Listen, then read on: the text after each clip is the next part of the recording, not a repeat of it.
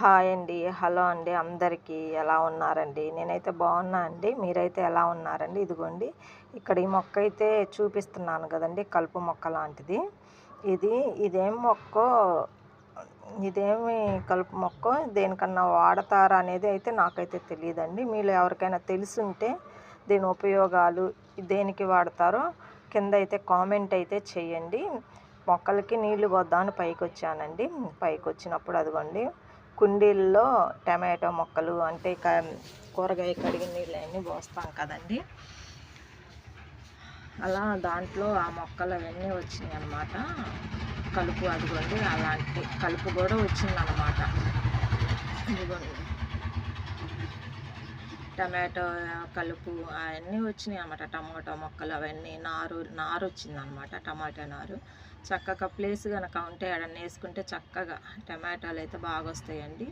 ఈ మొక్క అయితే ఈ కలుపు అయితే దేనికి సంబంధించిందో మీకు తెలిస్తే కింద అయితే కామెంట్ చేయండి. నాకైతే తెలియదండి.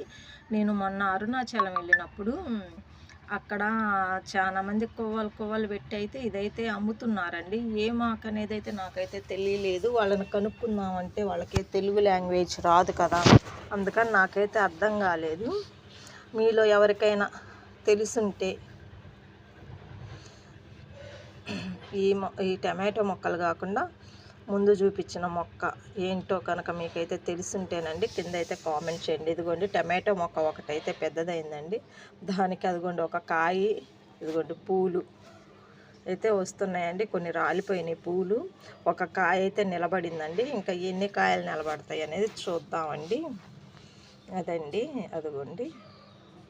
అది మీకైతే ఎవరికైతే తెలుసో ఆ కలుపు గురించి మీకు గనక తెలుసుంటే కింద అయితే కామెంట్ అయితే చేయండి. నాకైతే తెలియదండి. నేను అరుణాచలంలో అయితే చూశాను అనమాట. ఈ నారు దేనికి ఉపయోగిస్తారన్నది కింద అయితే కామెంట్ చేయండి. ఓకేనా ఫ్రెండ్స్?